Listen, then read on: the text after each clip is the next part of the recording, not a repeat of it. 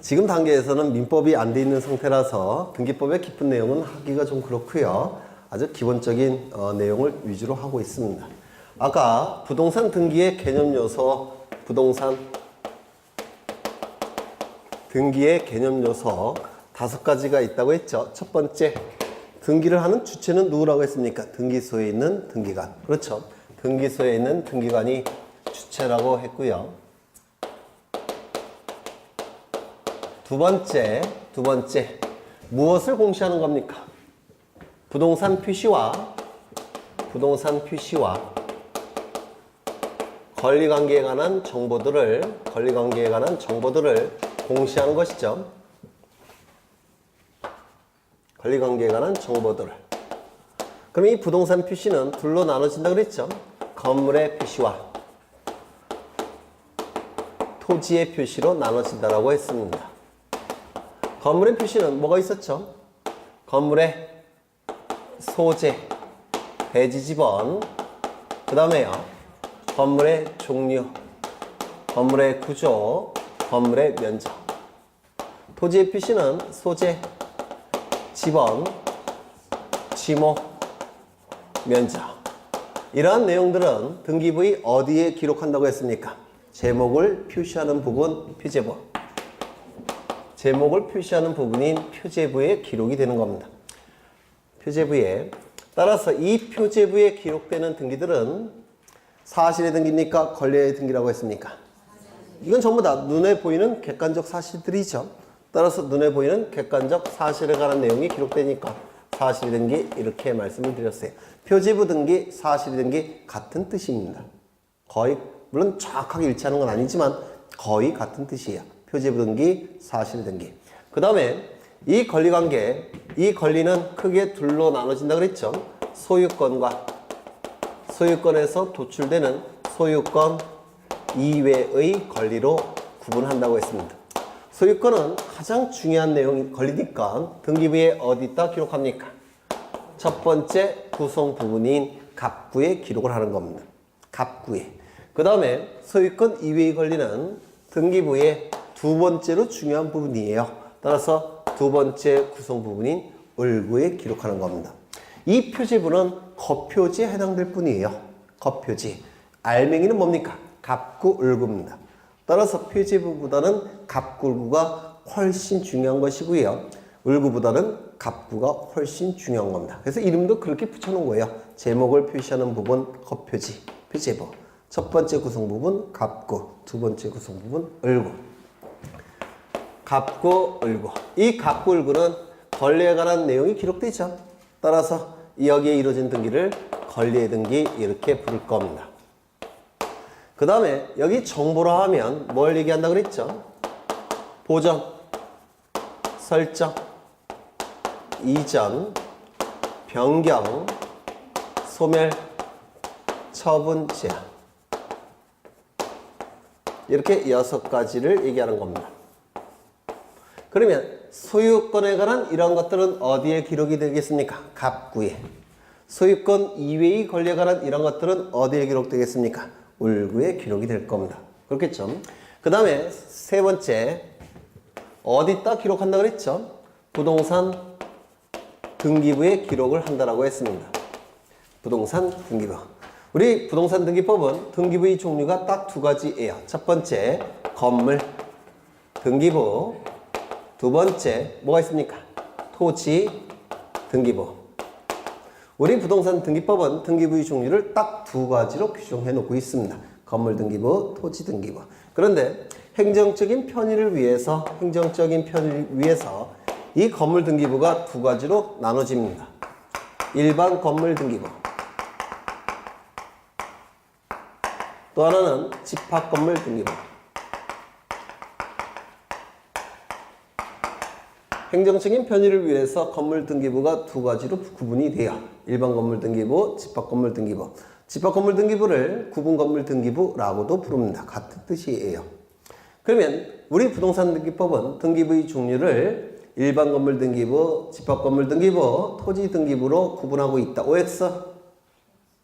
X라고 했죠. 이건 어디까지나 행정적인 편의를 위해서 구분한 것에 불과합니다. 우리 등기법은 등기부의 종류를 이렇게 두 가지로만 규정하고 있습니다. 이거는 어디까지나 편의를 위해서 구분한 것에 불과합니다. 등기법에서 나누고 있는 게 아니에요. 그렇죠? 여기서 요걸 좀 보겠다는 겁니다. 이걸 좀 볼 겁니다.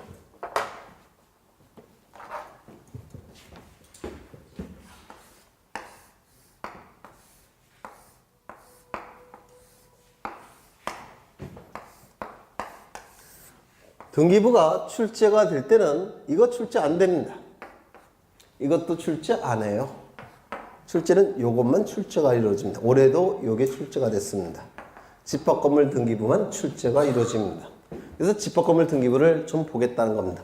집합건물 등기부를 보기 위해서는 집합건물을 먼저 보셔야 돼요. 요거는 자유아파트입니다. 1001동이고요. 101호, 202호, 303호쯤 될 겁니다. 이때 이 토지를 뭐라고 부르냐면 건물의 기초가 되는 땅 뭐라고 했습니까? 대지 이렇게 부릅니다. 기초 대자를 써요. 건물의 기초가 되는 땅 대지. 이 건물을 보시면 9개로 구분되어 있죠. 이때 이 하나를 뭐라고 불렀습니까? 구분 건물. 한 동이 9개로 구분되었는데 그 중에 하나니까 구분 건물이라고 부릅니다. 9개의 구분 건물이 1001동에 집합되어 있죠. 따라서 1001동을 얘기할 때는 집합 건물 이렇게 부릅니다. 하나를 얘기할 때는 구분 건물, 전체를 얘기할 땐 집합 건물. 이 집합 건물 등기부와 구분 건물 등기부는 똑같이 생겼습니다. 그래서 혼용해서 써요. 구분 건물 등기부라고도 부르기도 하고 집합 건물 등기부라고도 부릅니다. 그건 나중에 보실 거예요. 지금 이 건물을 분석하고자 합니다. 이 집합 건물을 분석하고자 해요. 어떻게 나눠지냐면 전유 부분과 공용 부분으로 나눠집니다. 전유 부분, 공용 부분. 이건 민법 시간에 하실 텐데요. 그때까지 기다릴 수가 없어서 제가 미리 합니다. 전유 부분과 공용 부분. 전유 부분은 무슨 뜻이냐면 한 사람의 소유자가 전적으로 소유하는 부분을 전유 부분이라고 부릅니다. 한 명의 소유자가 전적으로 소유하는 부분, 전유 부분. 그러면 이 전유 부분과 이 구분 건물은 어떠한 차이점이 있느냐면 요거 하나를 얘기할 때는 뭐라고 했습니까? 구분 건물이라고 했죠. 이 구분 건물은 복도까지 포함하는 개념이에요. 즉 공용 부분까지 포함하는 개념이 구분 건물입니다. 전유 부분은 문 열고 안에 들어간 부분이 전유 부분입니다. 그래서 문 열고 들어가면 전유 부분, 문 바깥에까지 포함되면 구분 건물 이렇게 얘기하는 겁니다. 어렵습니까? 안 어렵죠? 현관문 열고 들어가면 전유 부분, 현관문 들어가기 전에 복도까지 포함하면 구분 건물 이렇게 되는 겁니다. 이 전유 부분은 여기가 되겠죠? 맞습니까? 현관문 열고서 안에 들어가는 거죠. 네. 그러면 현관문 안에 열고 들어가면 면적이 따로 있습니까? 전유 부분의 면적, 방 면적, 그 다음에 마루 면적, 화장실 면적 다 포함이 되면 전유 부분의 면적이 나오겠죠. 그럼 면적을 기록하는 부분은 등기부의 어느 부분입니까?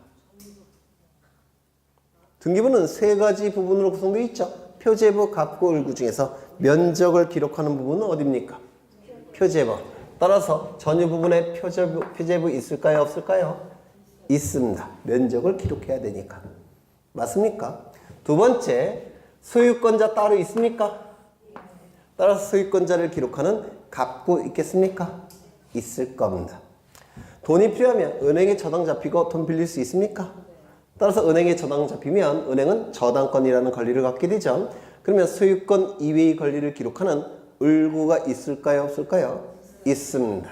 전유 부분은 표제부, 갑구, 을구가 있습니다. 여기서 전유 부분이 되기 위해서는 하나의 요건이 필요합니다. 첫 번째, 구조상 독립성. 구조 자체가 독립적으로 이루어져야 됩니다. 무슨 말인지 아시겠죠? 네, 벽이 있어야 된다는 뜻이에요. 그 다음에 두 번째, 이용할 때도 독립적으로 이용할 수 있어야 됩니다. 이거 민법 시간에 계속 공부하실 겁니다. 지금 외워두시는 게 여러분 신상에 유리하겠죠. 네, 전유 부분이 되기 위해서는 구조상 독립성, 이용상 독립성이 있어야 됩니다. 구조 자체가 독립적으로 구성이 돼야 되고요. 이용할 때도 독립적으로 이용할 수 있어야 돼요. 이 두 가지 요건이 구비돼야지만 전유 부분이 될 수가 있는 겁니다. 이 전유 부분은 면적이 따로 존재하니까 표제부가 존재해야 되고요. 소유권자가 따로 존재하니까 갑구 있어야 되고요. 소유권 이외의 권리가 존재할 수도 있기 때문에 을구도 존재해야 됩니다. 전유 부분은 표제부, 갑구, 을구로 구성됩니다. 어렵죠? 제가 생각해도. 네. 법률 행위도 모르시는 분들이 이런 거 하려니까. 네. 왜요? 왜 한숨을? 저도 그랬습니다. 대학교 1학년 때. 제가 얼마나 답답했으면 대학교 1학년 때 우리 민법 조문이 1118개조예요. 저희가 5번 썼습니다. 일일이 손으로. 얼마나 어려웠어요. 그러니까 책을 한 페이지 읽는데 하루가 걸려요. 한 페이지 읽는데. 왜 그랬을까요? 그때는요, 이해가 문제가 아닌데 읽을 수가 없었습니다. 다 한자였기 때문에. 그때는 5편 옆에 놓고 하루 왼쪽으로 5편만 찾았습니다. 여러분들은 시절을 잘 만났죠?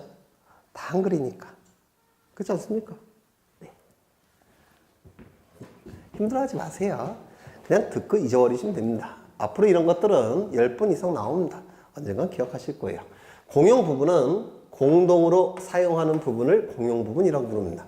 공동으로 사용하는 부분, 공용 부분 이렇게 불러요. 이 공용 부분은 둘로 나눠지는데요. 첫 번째는 구조 자체가 공동으로 사용하게끔 만들어진 부분이 있습니다. 뭐라고 부를까요? 구조상 공용 부분. 구조 자체가 101호 소유자부터 303호 소유자 전부 다 공동으로 사용하게끔 만들어진 부분이 있는데 이를 구조상 공용 부분이라고 부릅니다. 뭐가 있을까요? 복도, 계단, 엘리베이터, 기계실 뭐 이런 것들은 구조 자체가 공동으로 사용하게끔 만들어진 부분이죠. 그러면 공동으로 사용하게끔 만들어진 이 복도, 계단, 엘리베이터 이런 것들은 면적이 특정될까요? 특정되지 않을까요? 네. 303호 소유자만 사용할 수 있는 복도, 계단이 따로 정해져 있습니까? 202호 소유자만 따로 사용할 수 있는 복도, 계단, 엘리베이터가 정해져 있습니까? 아니죠. 다 같이 사용하는 것이죠. 따라서 면적이 특정됩니까? 특정되지 않습니까? 특정되지 않습니다. 면적이 따로 특정되지 않기 때문에 표제부 있을 수 있을까요? 없을까요? 없습니다. 표제부는 존재할 수가 없습니다. 그 다음에 소유권자가 따로 존재합니까? 따로 존재할 수 없죠. 갑구 필요합니까? 필요 없습니까? 필요가 없습니다. 을구는요.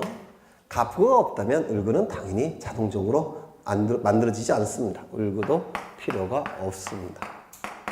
그 다음에 또 하나가 있는데 뭐가 있냐면 만들어지기는 전유 부분으로 만들어졌습니다.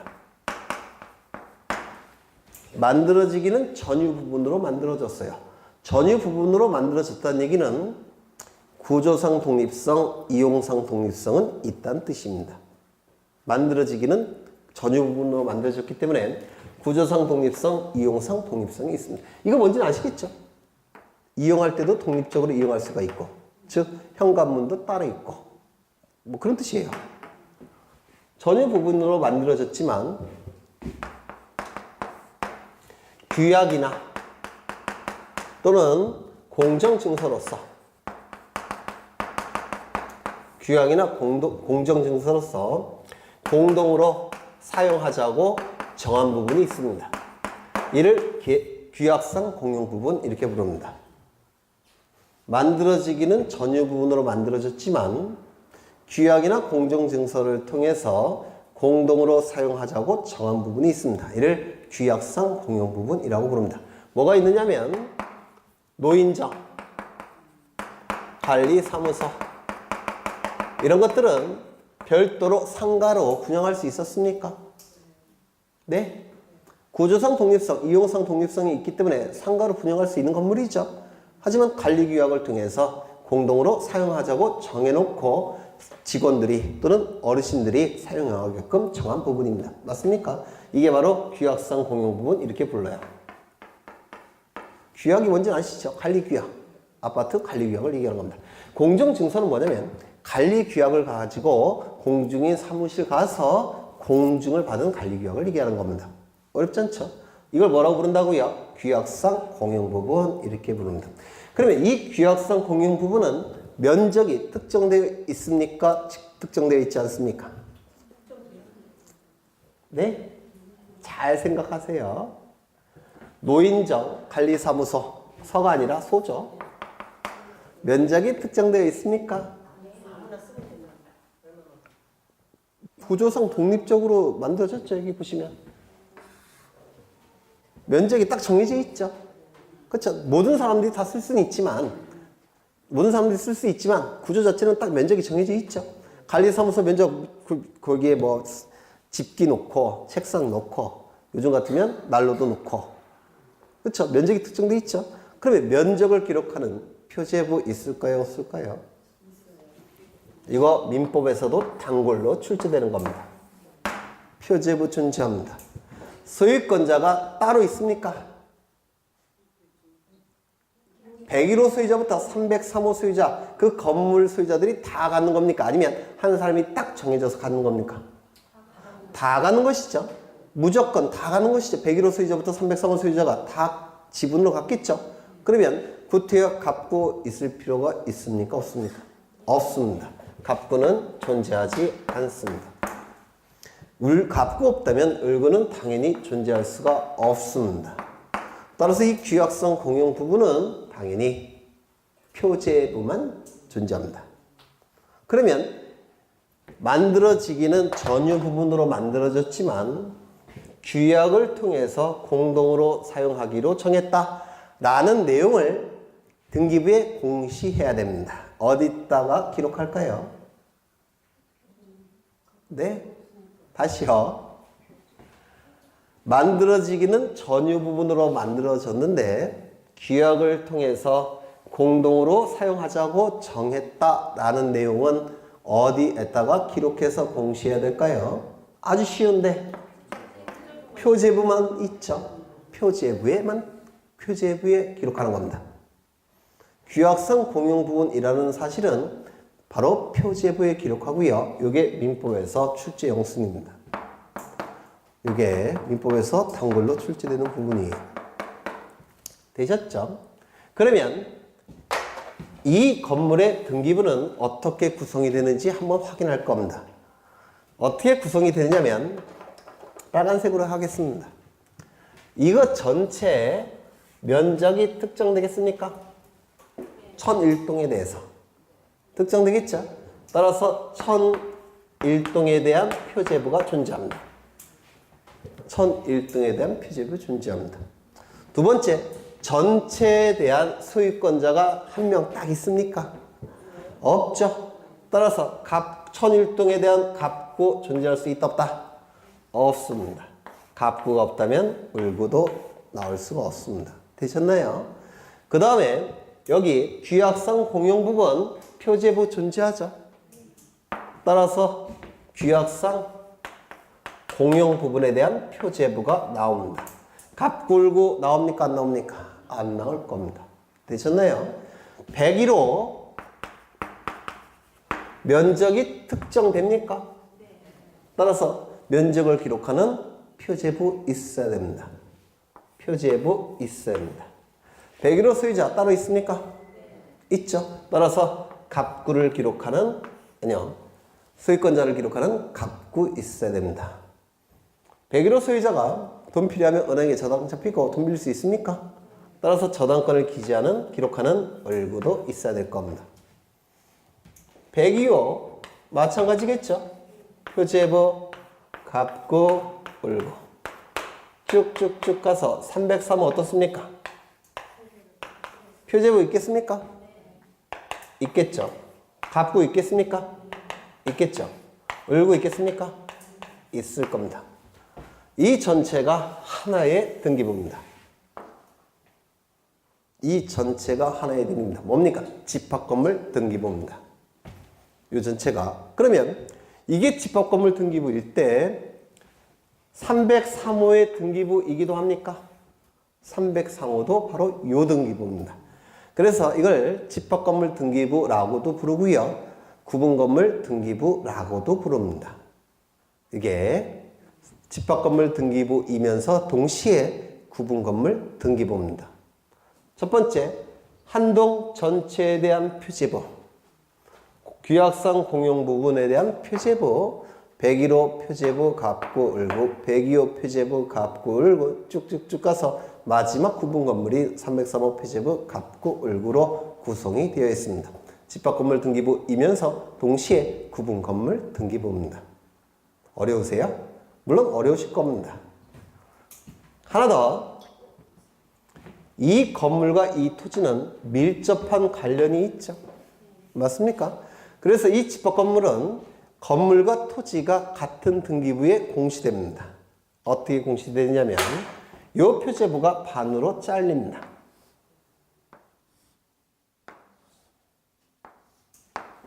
위쪽은 뭐에 관한 내용이 기록이 될까요? 건물과 토지 중에서 위쪽에 있는 건 뭡니까? 토지가 위쪽에 있어요. 특이하다. 위쪽에 있는 건 뭡니까? 건물. 아래쪽은 토지. 이렇게 기록이 됩니다. 표제부의 상단부는 건물, 아래쪽은 토지. 조금 더 들어가죠. 이 303호 소유자, 즉 구분건물 소유자가 예를 들어서 갑이라 하겠습니다. 갑. 이 구분건물 소유자는 반드시 이 토지를 사용할 수 있는 권리가 있어야 됩니다. 이 토지를 뭐라고 불렀습니까? 대지라고 불렀습니다. 그러면 이 대지를 사용할 수 있는 권리가 뭐겠습니까? 대지 사용권이라고 부릅니다. 대지를 사용할 수 있는 권리, 대지 사용권. 대지 사용권은 보시면 사용이란 문구가 들어가고 있죠. 따라서 용익이 해당이 되는 게 바로 대지 사용권이 될 겁니다. 사용 권능이 있는 권리 뭐가 있습니까? 사용 수익 권능이 있는 권리 뭐가 있습니까? 네? 소유권은 사용할 수 있는 권능도 있고 수익을 낼 수 있는 권능도 있고 처분할 수 있는 권능도 있겠죠. 그럼 첫 번째 뭐가 될 수가 있습니까? 소유권. 맞습니까? 그래서 이 대지사용권은 소유권이 대지사용권이 될 수가 있습니다.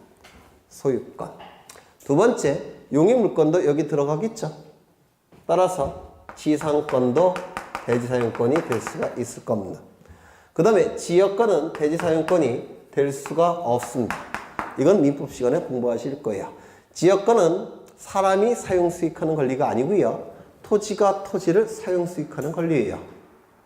사람이 사용수익한다면 인여권이라고 부릅니다.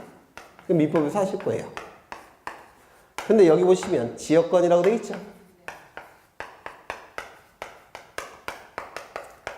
지역권은 땅이 다른 땅에게 일정한 역할을 요구하는 권리가 지역권이에요. 따라서 대지사용권이 될 수가 없습니다. 그 다음에 전세권. 그 다음에 또 뭐가 있습니까? 용익, 이거는 용익 물권이죠. 용익 채권도 있는데 뭡니까? 임차권. 이게 대지사용권이 될 수가 있습니다. 소유권, 지상권, 전세권, 임차권. 이건 민법 공부하시면 저절로 아시게 되는 부분이에요. 따로 안 외우셔도 됩니다. 외우실 것은 이겁니다.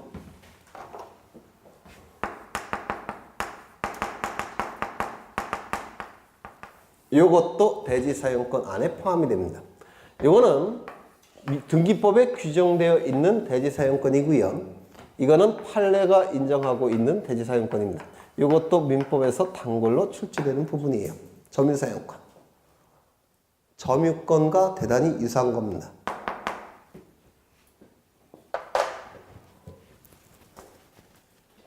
그냥 전체적인 내용을 보시는 거예요. 그 다음에 여기 보시면 네 번째 뭐였습니까? 어떻게 공시하는 거였습니까?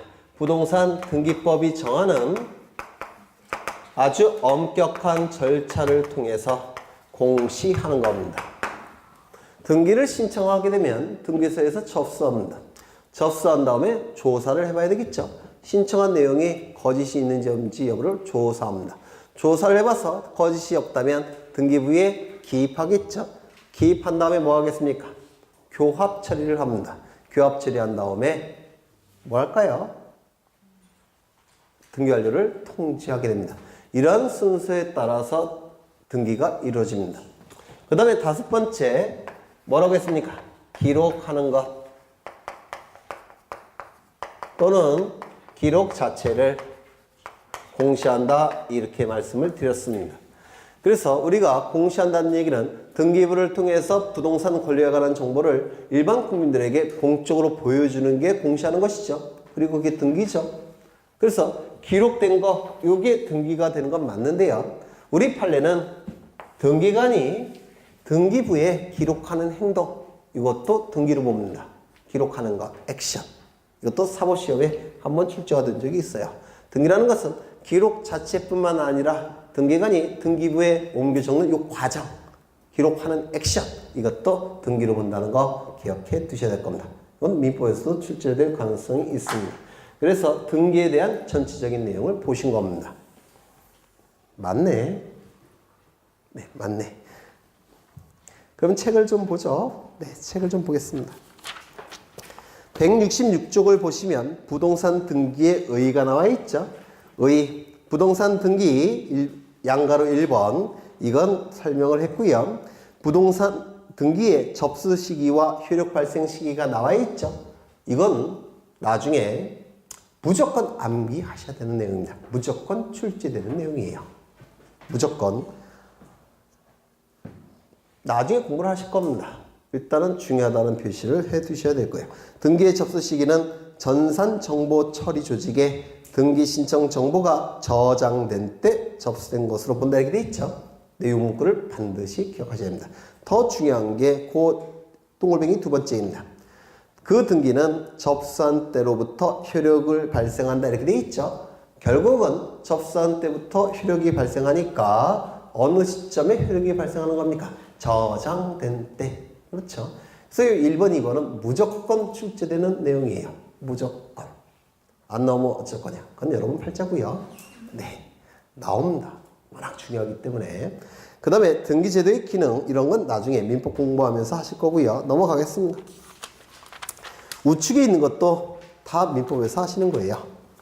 그 다음에 한 페이지 넘겨보시면 등기의 종류 이렇게 나와 있는데요. 거기 부동산 표시에 관한 등기, 표제부 등기, 사실의 등기 이렇게 나와 있죠. 갑구, 을구의 등기는 권리의 등기라고 말씀드렸죠. 이건 이미 설명이 됐고요. 그 다음에 내용에 따른 분류, 이건 뒤에 우리가 공부하시면서 저절로 하나씩 아시는 부분이에요. 그 다음에 넘어가겠습니다. 쭉쭉 넘어가셔서요.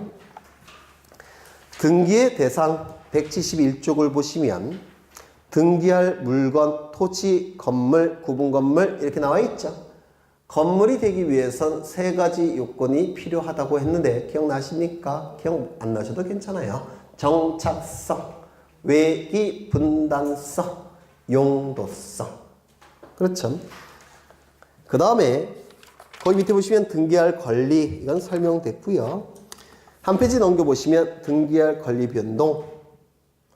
이건 민법에서 하시는 건데 민법을 위해서 조금 설명을 하겠습니다. 민법을 위해서. 민법 186조 공부하신 기억이 있을까요? 없을까요? 있습니까? 186조를 뭐라고 부릅니까? 네? 네?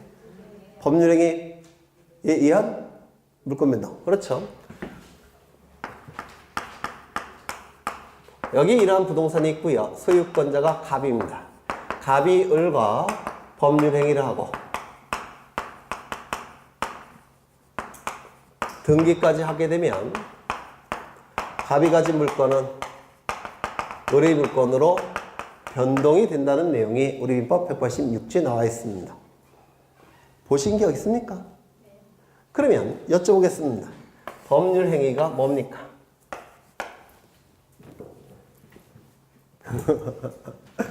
뭐예요?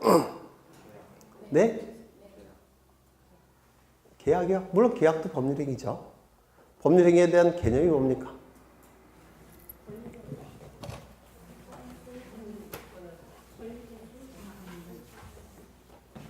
제가 가르쳐 드릴게요.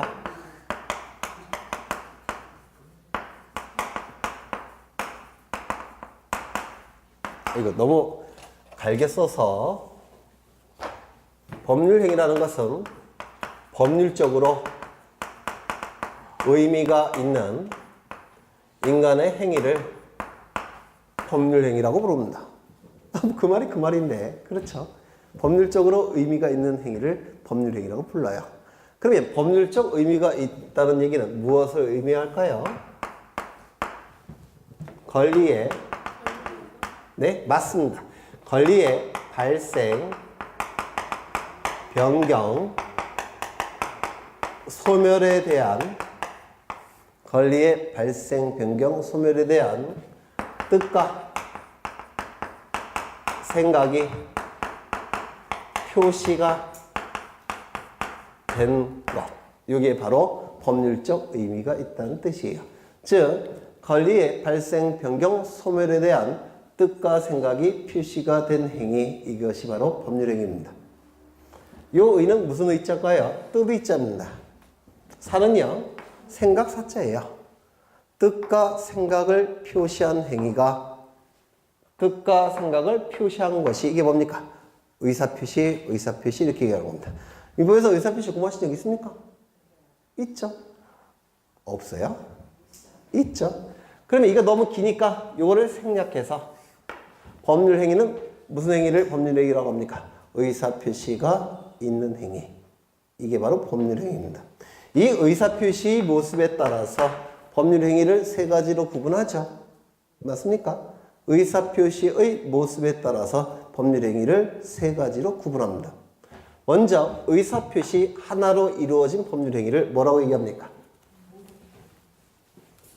네? 의사표시 하나가 단독으로 법률행위가 될 때 이 법률행위를 뭐라고 얘기합니까? 단독행위. 제가 힌트를 다 드렸잖아요. 의사표시 하나가 단독으로 법률행위를 구성할 때 이를 단독행위라고 부릅니다. 의사표시가 서로 마주 보는 방향으로 엮여서 법률행위가 될 때 이걸 뭐라고 얘기합니까? 계약. 요거는요, 약속을 얘기하는데요. 약속은 의사표시를 얘기하는 겁니다. 약속이 걔가 무슨 계자일까요? 엮일 기자예요. 여기서 엮였죠. 서로 반대되는 방향으로 의사표시가 엮인 거, 계약 이렇게 얘기합니다. 의사표시가 반대로 서로 엮인 거, 계약이라고 부릅니다. 그 다음에 의사표시가 동일한 목적을 향해서 합쳐져서 하나의 법률행위가 될 때 이걸 뭐라고 얘기할까요?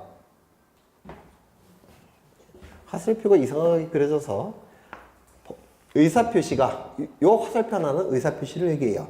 의사표시가 동일한 목적을 향해서 합쳐져서 하나의 법률행위가 될 때 이를 뭐라고 부릅니까?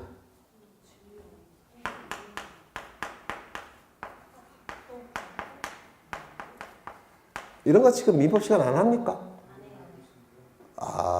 나중에 하실 거예요. 네. 의사표시가 합쳐져서 동일한 목적을 향해서 의사표시가 합쳐져서 하나의 법률행위가 될 때 이를 합동행위 이렇게 부릅니다. 그래서 법률행위는 의사표시 모습에 따라서 단독행위, 계약, 합동행위 이렇게 세 수로 구분합니다. 그러면 법률행위에는 반드시 의사표시가 있습니까? 써놨잖아요. 법률행위는 법률적 의미가 있는 행위, 법률적 의미가 있다는 얘기는 의사표시가 있는 행위. 그러면 법률행위 안에는 반드시 의사표시가 있습니까? 있을 수밖에 없습니다. 그러면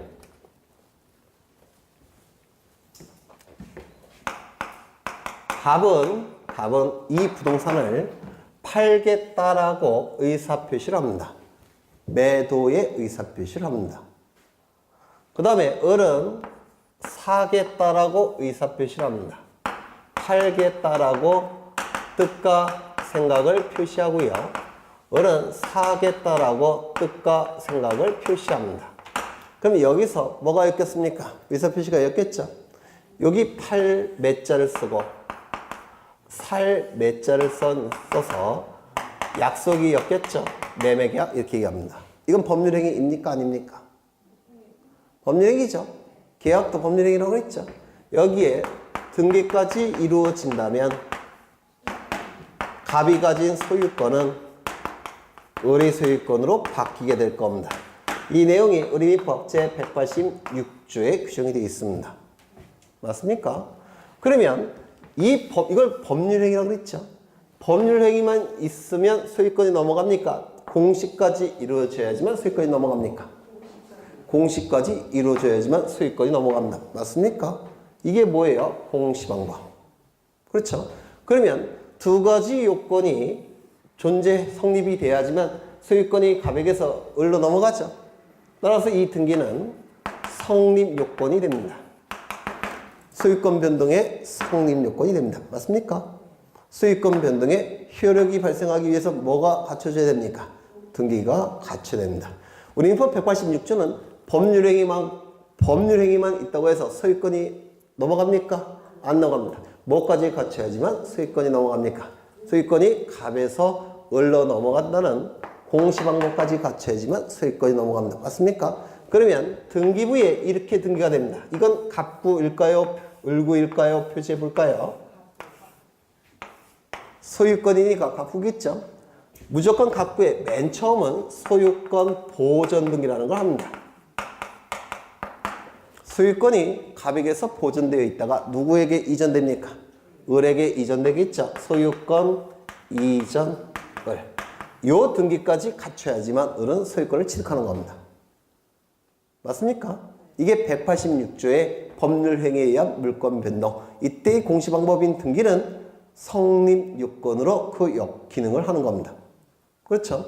그러면 책을 보시면 172쪽에 등기할 권리변동에서 양가로 1번을 보시면 법률행위에 의한 부동산 물권 변동 등기는 효력발생 요건이다 가로 안에 들어가 있죠. 성립 요건을 달리 표현하면 효력발생 요건 이렇게 얘기합니다. 물권 변동이 성립하기 위해선 등기가 있어야 되죠. 따라서 등기는 성립 요건. 물권 변동에 효력이 발생하기 위해선 뭐가 필요합니까? 등기가 있어야 되죠. 따라서 효력 발생 요건 같은 뜻입니다. 되셨나요? 그 다음에 법률 규정에 의한 물권 변동, 물권 취득 이렇게 나와 있는데요. 이건 처분 요건이라고 나와 있죠. 이거 좀 보겠습니다. 이건 민법 시간에 하시는 건데요. 여기 이런 부동산을 갑이 소유합니다. 갑이 소유합니다. 그런데 갑이 사망하게 되면 우리 민법에 의해서 민법의 법률 규정에 의해서 소유권이 상속인에게 넘어갑니다. 얘는 상속인이에요. 얘는 상속당하는 사람, 피상속인 이렇게 부릅니다. 이 법률 규정에 의해서 소유권이 갑에게서 곧장 을로 넘어가요. 이 아버지고요. 아들입니다. 그러면 돌아가시게 되면 이 세상 사람입니까? 아닙니까? 아니죠. 권리를 가질 수 있습니까? 없습니까? 없겠죠. 권리를 갖지 못하니까 자동적으로 소유권이 누구에게 넘어가겠습니까? 아들에게 넘어가게 될 겁니다. 그 내용이 법률 규정에 있습니다. 민법이라는 법률 규정에. 그러면 이제 소유권이 변동이 될 겁니다. 갑에게서 을로. 그럼 이때는 등기를 갖출 필요가 있을까요? 없을까요? 없습니다. 왜? 법에 딱 규정이 되어 있기 때문에 그렇습니다. 이게 바로 법률 규정에 의한 물권 변동입니다. 그러면 상속인이 소유권을 취득할 때 등기를 갖출 필요가 없다고 그랬죠. 근데 우리 민법에 의하면 요 갑이 을이 취득한 소유권을 다른 자에게 처분할 때는 먼저 등기를 갖춘 다음에 처분하라고 규정이 되어 있습니다. 그러면 등기를 갖춘 다음에 처분해야 되니까 등기를 갖추지 못하면 얘는 소유권은 있지만 처분할 수 있습니까? 없습니까? 없겠죠. 따라서 이때의 등기를 처분하기 위한 등기, 처분 요건으로의 등기 이렇게 얘기합니다. 이 내용이 우리 민법 제187조에 규정이 되어 있습니다. 그럼 저는 상속을 예를 들었는데요. 상속만 그런 것이 아니라 여기에 해당되는 게 뭐가 있냐면 상소, 그 다음에 공용징수, 판결, 경매, 기타. 이러한 내용들은 등기를 갖출 필요가 없다라고 규정이 되어 있습니다. 이거는 민법에, 이건 토지수용법에, 이건 민사소송법에, 민사집행법에, 기타 개별 법률에서. 여기는 등기를 갖출 필요가 있다 없다? 우리 권리를 취득할 때는 없다. 다만 다른 자에게 처분하기 위해서는 등기를 갖춘 다음에 처분하는 겁니다. 되셨죠? 이게 187조에 규정이 되어 있습니다. 민법 시간에 상세하게 공부하실 거예요. 그게 두 번째 법률 규정에 의한 물권치도 이렇게 얘기합니다. 이때의 등기는 처분하기 위해서 등기를 갖추는 것이니까 처분 요건으로서의 등기 이렇게 얘기를 하게 될 겁니다. 그 다음에 넘어가 보시면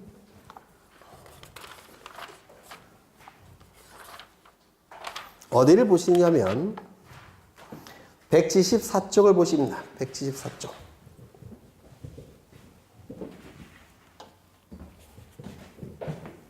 그래서 이걸 앞으로 계속 보시게 될 거예요. 등기법 시간에도 요거 186조. 이게 원칙입니다.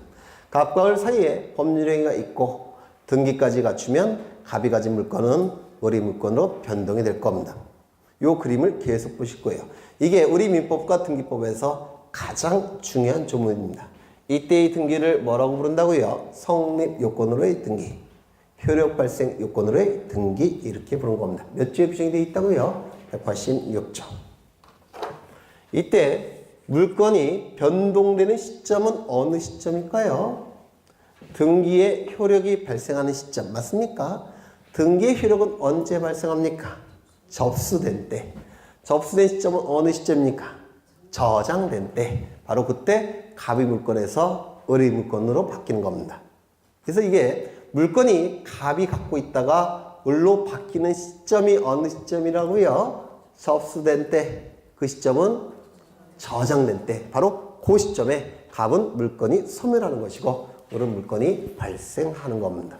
그러면 이때 이 등기를 효력에 따라서 구분하겠다는 겁니다.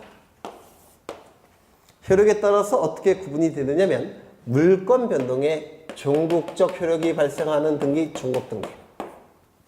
물건 변동에 종국적 효력이 발생하는 등기, 종국 등기. 종국적 효력이 발생하는 시점은 어느 시점이라고요? 접수 시, 즉 저장 시. 그렇죠? 물건 변동에 종국적 효력이 발생하지 않고 예비적 효력이 발생하는 등기, 예비 등기 이렇게 둘로 나눠집니다. 어렵지 않죠? 물건 변동에 종국적 효력이 발생하는 등기, 종국 등기. 물건 변동에 종국적 효력이 발생하는 등기를 하기 전 단계에서 예비적으로 하는 등기, 예비 등기 이렇게 구분을 합니다. 이때의 종국 등기는 어떠한 효력이 있느냐면 가장 중요한 효력은 뭐가 있을까요? 물건 변동에 종국적 효력이 발생하는 등기니까 무슨 효력이 가장 중요하겠습니까? 물건 변동의 효력 아니겠습니까? 물건 변동에 종국적 효력이 발생하는 등기가 종국 등기라고 했죠. 따라서 가장 중요한 효력은 물건 변동의 효력이 될 겁니다.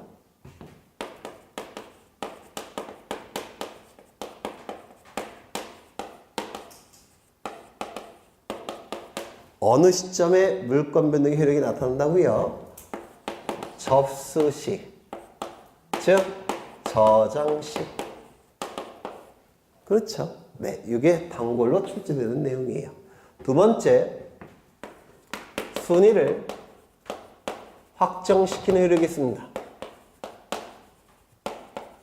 세 번째, 대항적 효력이 있고요. 네 번째, 추정력이라는 게 있습니다. 다섯 번째, 후등기 저지력.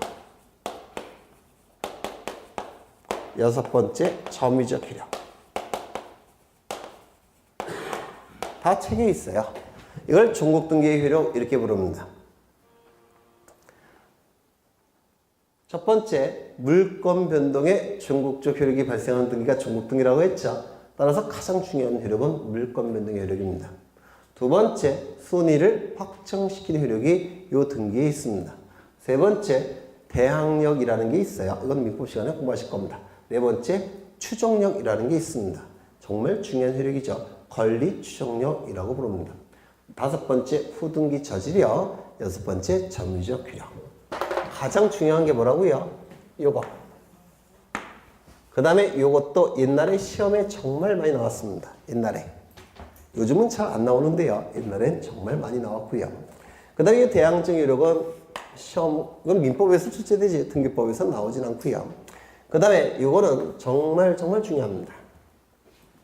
그 다음에 이거는 민법에서도 출제될 가능성이 대단히 높고요.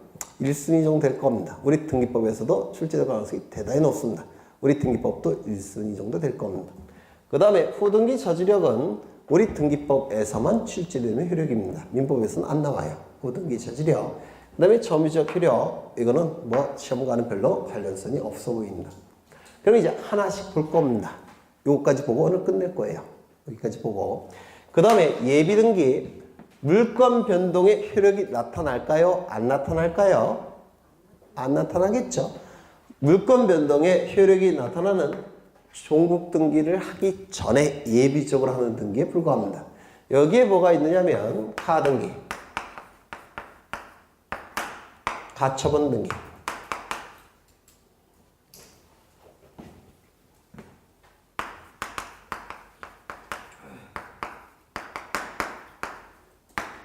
이런 등기들이 있습니다. 요 가등기는요, 많이 출제가 되면 4문제까지도 가능합니다. 민법에서 2문제, 우리 등기법에서 2문제. 적게 출제가 되면 민법 1문제, 우리 등기법에서 1문제. 이번 시험에서 우리 등기법에서 2문제나 출제됐습니다. 요 가등기. 요 가짜는 임시 가짜예요. 임시로 하는 등기를 가등기 이렇게 얘기합니다. 임시로 하는 등기 가등기. 처분 제한의 등기는 아까 소유권은 사용할 수 있는 권능, 수익을 낼 수 있는 권능, 처분할 수 있는 권능, 세 가지 권능으로 구성된 가장 완전한 형태의 권리가 소유권이라고 했죠. 맞습니까? 이 중에서 이 권능이 제한되는 거, 얘를 처분 제한 이렇게 부릅니다. 어렵지 않죠? 처분 권능을 제한하는 거, 처분 제한 이렇게 불러요. 그러면 처분 권능을 제한하는 등기가 바로 처분 제한의 등기가 되겠죠. 여기에 해당되는 거 세 가지를 일단 암기하셔야 되는데, 가압류, 가처분, 경매 개시결정. 요 세 가지를, 물론 이거 말고도 다른 것도 있습니다. 압류도 여기에 해당이 돼요. 근데 시험과 관련해서 등기법에서 압류는 별로 시험에 잘 안 나오니까 이거 세 가지를 좀 기억하셔야 돼요. 요 세 가지는 법원이 해주는 겁니다. 압류는 법원이 하는 게 아니고요. 여기서 보시면 등기를 한다면 이 뭐가 됩니까? 가압류 등기, 가처분 등기, 경매 개시 결정 등기 이렇게 얘기할 겁니다. 바로 이게 처분 제한의 등기 이렇게 얘기합니다. 이것도 본등기를 하기 전에 임시로 하는 등기들이에요. 요 가짜가 무슨 가짜일까요? 임시 가짜입니다. 그 다음에 경매 개시 결정은 경매 절차를 진행하겠다라고 결정 내리는 등기예요. 그러면 경락인에게 소유권 넘어가겠죠.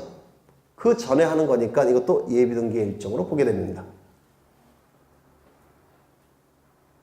참 어려운 거 하고 있는 건데 지금 사실은 엄청나게. 그래서 여러분들이 이해하리라고 저는 기대하지 않습니다. 언젠간 이해하실 겁니다. 지금은 그냥 이런 게 있다. 이 정도. 이것도 민법에서 하기에도 너무 어려운 민법 내용보다 훨씬 더 들어가는 겁니다. 이게 이런 것들이. 그러면 이제 요거 보셨고 기억나시죠? 등기 효력이 발생하는 시점이 어느 시점이라고요? 등기 효력이 발생하는 시점에 물권 변동 효력이 나오겠죠? 등기 효력이 발생하는 시점은 접수시. 접수시는 저장시. 따라서 전산정보처리장치에 저장된 시점부터 갑의 소유권은 소멸하고 을의 소유권은 발생할 겁니다. 맞습니까? 그게 바로 물권 변동의 효력이고요. 그 다음에 순위 확정의 효력. 간략하게만 볼 겁니다. 간략하게만. 갑은요, 아파트 한 채를 가지고 있습니다. 근데 을은행으로부터 돈을, 이건 얼마냐면 시가가 얼마나 할까? 어차피 내 돈도 내 것도 아닌데 20억을 하겠습니다. 20억. 강남에 있는 아파트예요. 갑은 을은행으로부터 15억 원을 빌립니다. 그냥 빌려줄까요? 안 빌려줄까요? 안 빌려주겠죠. 담보를 요구하겠죠. 따라서 갑은 자신의 아파트에 대해서 저당 잡힙니다. 저당권을 만들어준다, 설정한다 이런 표현을 씁니다. 저당권을 만들어준다, 설정한다. 그러면 을의 저당권은 처음으로 발생했죠. 맞습니까? 등기까지 갖추면 을은 저당권을 취득하게 될 겁니다. 그런데 또 돈이 또 필요해요. 시가는 20억짜리인데 15억만 빌렸죠. 나머지 5억 원의 가치는 남아있죠. 따라서 병은행으로부터 3억 원을 빌립니다. 그러면 또 저당 잡히겠죠. 그러면 병도 두 번째로 저당권이 설정이 된 겁니다. 이때 등기부에는 이렇게 기록이 됩니다. 갑구일까요? 을구일까요? 을병이 기록되는 부분은 을구겠죠.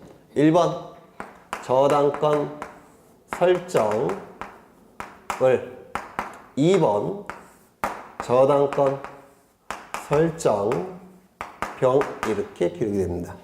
이걸 뭐라고 부르냐면 순위 번호라고 불러요. 순서. 이때 얘는 1순위고요. 얘는 2순위입니다. 2순위는 확정이 된 겁니다. 2순위도 확정이 된 겁니다. 등기가 실행이 되면 그 순위가 확정이 됩니다. 확정이 됐다는 얘기는 요게 뒤바뀔 가능성이 있다 없다? 없다라는 겁니다. 이걸 순위 확정의 효력 이렇게 부릅니다. 만약에 갑이 요 을에게 15억 원을 변제하게 되면 을의 저당권은 소멸하겠죠. 맞습니까? 이게 소멸하면 이게 없어질 테니까 얘는 몇 순위로 승진합니까? 1순위로 승진을 하게 됩니다. 맞습니까?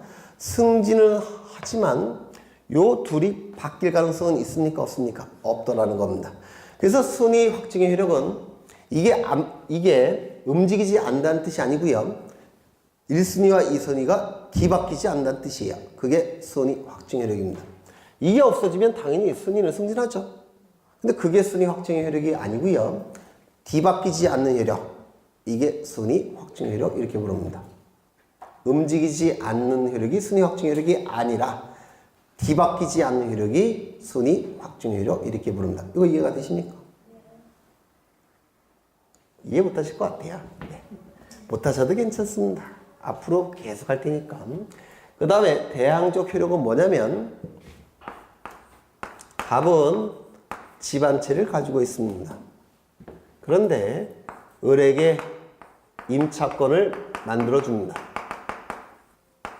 그러면 을은 임차권자로서 저 아파트를 사용 수익하겠죠. 임차인이 될 겁니다. 얘는 임차인, 임대인. 이 갑이 그 이후에 병과 매매 계약을 체결하고 등기까지 넘겼습니다. 법률행위, 등기, 물권 변동. 이제 병은 소유권을 갖게 됩니다. 그러면 이제 이 아파트는 누가 소유합니까? 소유권은 물권이죠. 물건에 대한 권리입니다. 여기에 대한 권리예요. 을의 임차권은 물권입니까? 아닙니까? 채권이죠. 채권은 사람에 대한 권리라고 했죠. 따라서 갑에 대한 권리입니다. 충돌을 일으킬 때 누가 우선하겠습니까? 갑입니까? 병입니까? 을입니까?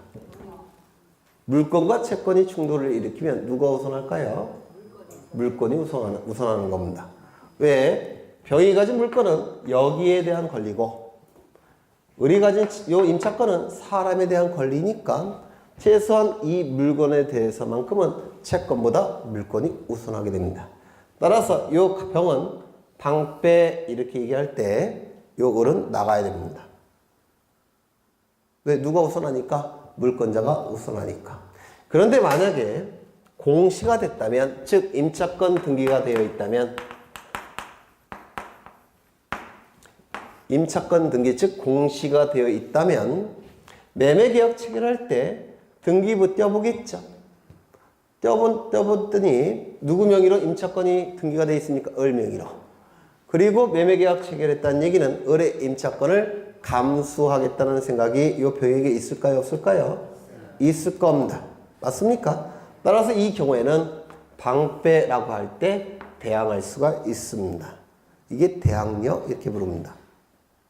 그래서 공시 방법은 대항력이 발생할 수밖에 없습니다. 공시가 됐기 때문에 이걸 대항력이라고 부르고요. 그 다음에 이 추정력, 권리 추정력인데 이 앞에 권리라는 문구가 생략이 된 겁니다. 그러면 표제부에는 권리 추정력이 있을 수 있을까요? 없을까요? 없습니다. 이유는요. 표제부에는 권리에 관한 내용이 기록되지 않습니다. 맞죠? 갑구을구만 권리에 관한 내용이 기록되기 때문에 추정력은 갑구을구에서만 인정되는 효력입니다. 요거 좀 보겠습니다. 추정력. 조금만 보면 돼요. 여기 이러한 부동산이 있고 소유권자가 갑입니다. 갑이 을과 매매 계약을 체결합니다. 그러면 요 갑과 을은 등기소에 가서 등기를 신청합니다. 등기가 신청이 되면 등기부에 이렇게 등기가 돼요. 1번 소유권 보존 등기 갑, 2번 소유권 이전 등기 을. 이 등기가 이루어지면 물권 변동의 효력이 갑에서 을로 넘어가죠. 이때 을을 뭐라고 부르냐면 소유권의 등기 명의인이라고 부릅니다. 소유권의 등기 명의인에게 소유권이라는 권리가 존재한다고 추측하여 정하는 힘이 이 등기에는 있더라는 겁니다. 추측하여 정하는 힘이 이 등기에는 있더라는 겁니다. 이거를 등기의 권리 추정력 이렇게 부릅니다. 만약에 여기가 소유권이 아니라 임차권 등기가 되어 있다면 임차권의 등기 명의인에게 임차권이 존재한다고 추측하는 힘이 이 등기에는 있다는 겁니다. 이를 권리 추정력 이렇게 불러요. 여기서 추정이란 말은 추측하여 정하는 힘이라는 뜻이에요. 그 말은 뭘 의미하느냐면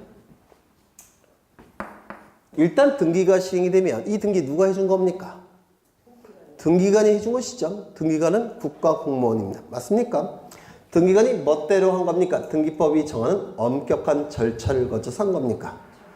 엄격한 절차를 통해서 이 등기가 나온 겁니다. 맞습니까? 따라서 이 등기는 70에서 80%는 신뢰할 수 있는 힘이 이 등기에는 있는데 이를 등기의 권리 추정력 이렇게 부릅니다. 국가공무원인 등기관이 해줬고 등기법이 정하는 엄격한 절차를 거쳐서 이 등기가 나왔기 때문에 이 등기는 70에서 80%는 믿을 수 있는 등기라는 겁니다. 이를 등기의 권리 추정력 이렇게 부릅니다.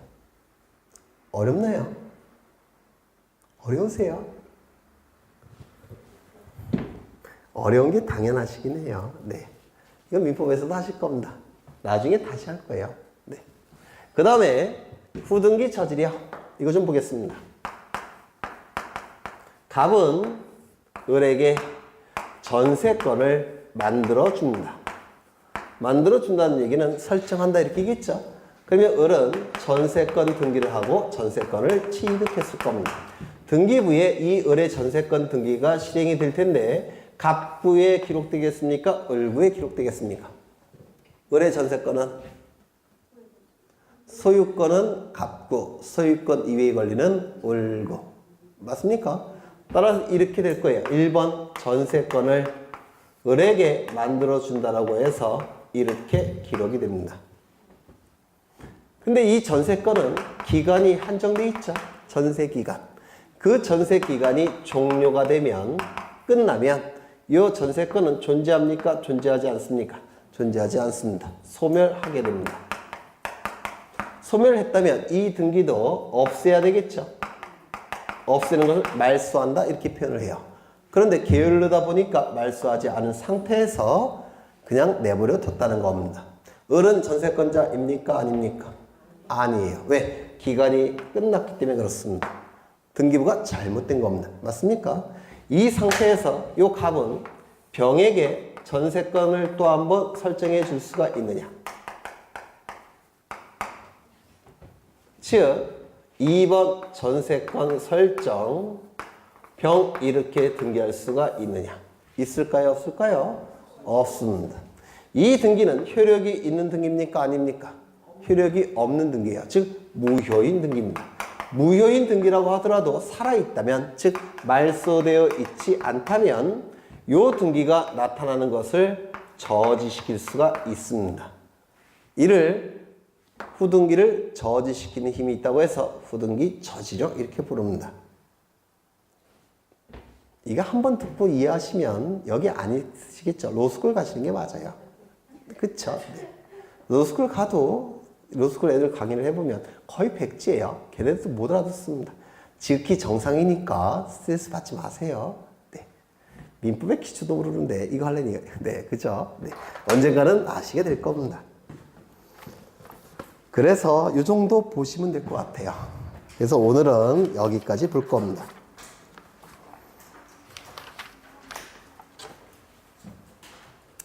(179쪽을) 보시면 등기의 기간과 설비에서 등기소 이미 설명을 했죠. 개념은 다 했죠. 그 다음에 등기관도 개념은 다 설명을 했습니다. 등기부도 개념을 다 설명을 했고요. 다음 시간에는 등기 절차 총론부터 시작을 할 겁니다. 지금 단계에는 이런 게 있다. 그 정도 흔적만 남겨놓으시면 돼요. 민법 지식이 쌓아가시면서 등기법도 저절로 소화를 하시게 될 겁니다. 힘드시죠? 근데 합격하시려고 한다면 뭐라고 체면 거셔야 된다고 했죠? 재밌다. 재밌었죠? 네. 이분이 재밌다고 하셨어요. 다른 분들도 재밌겠죠? 네. 네. 고생하셨고, 다음 주에 뵙겠습니다. 수고하셨습니다.